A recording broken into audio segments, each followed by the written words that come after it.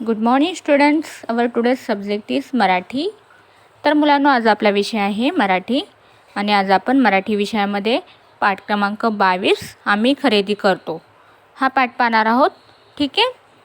तर मुलांनो, आज आपल्या पाठाचं नाव आहे आम्ही खरेदी करतो. तर तुम्हीसुद्धा अशा काही वस्तू खरेदी केल्या असतील, हो की नाही, ज्या की तुम्हाला उपयुक्त आहेत. जसं की पेन्सिल आहे, पट्टी आहे, पेन आहे, वही आहे, नोटबुक. ठीक आहे. या सर्व वस्तू आपल्याला दुकानामध्ये भेटून जातात, पण आपल्याला या वस्तू खरेदी करताना पैसे द्यावे लागतात, हो की नाही. ठीक आहे. तर आता आपण पाठामध्ये पाहूयात की त्यांनी काय दिलेलं आहे. चित्र पहा, चित्रात काय काय दिसते ते सांगा. ठीक है. तो बच्चों, यहाँ पे क्या दिया है कि आपको पहले चित्र देखना है और चित्र में क्या क्या दिया है वो आपको बताना है. मतलब हमें सबसे पहले तो चित्र का ऑब्जर्वेशन करना है, निरीक्षण करना है. ठीक है. अभी पिक्चर देखते हैं बच्चों. अभी ये वाला पिक्चर देखते हैं, फर्स्ट वाला. इसमें क्या दिया है देखते हैं. तर मुलांनो, इथे बघा दिसत असेल तुम्हाला की शालेय वस्तू भांडार हे दुकानाचं नाव आहे.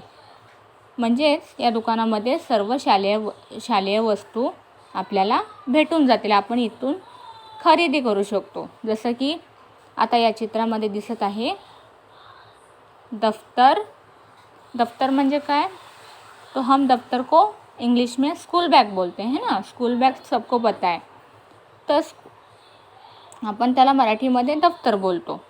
इथे काही पुस्तके ठेवलेली आहेत. त्याचबरोबर काय दिसतं तुम्हाला इथे चित्रामध्ये, एक मुलगा उभा आहे आणि तो काहीतरी खरेदी करतोय. या ठिकाणी सुद्धा काही लोक आहेत जे शालेय वस्तू भांडारमधून काही वस्तू खरेदी करत आहेत. ठीक आहे. याच व्यतिरिक्त मुलांनो,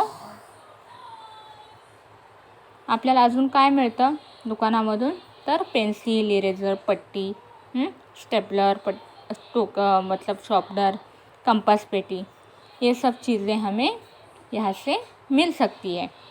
लेकिन ये सब चीज़ें लेने के लिए हमें क्या करना पड़ता है, उनको पैसे देने पड़ते हैं. ओके.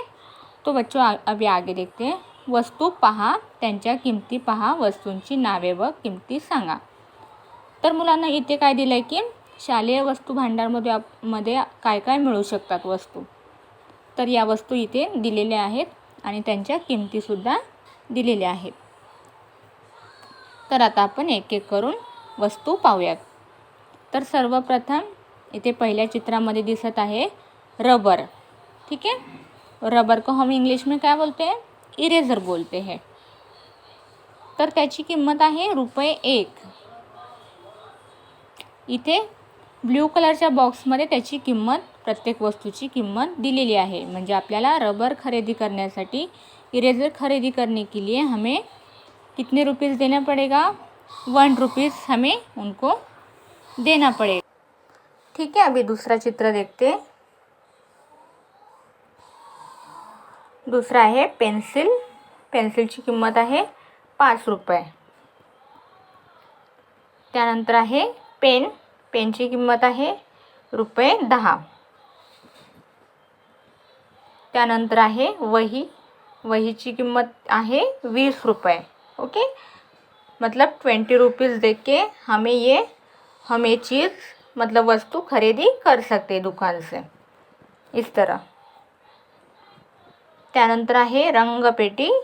मतलब आपका वाटर कलर रहेगा, कलर बॉक्स. ठीक है.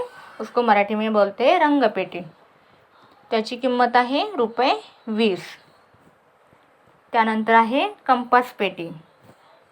याची किंमत आहे ₹100. ठीक आहे. त्यानंतर आहे टोक यंत्र.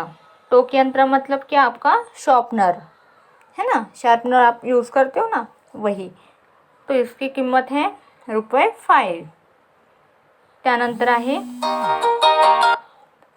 आहे पट्टी. त्याची किंमत आहे ₹10. त्यानंतर आहे स्टेपलर.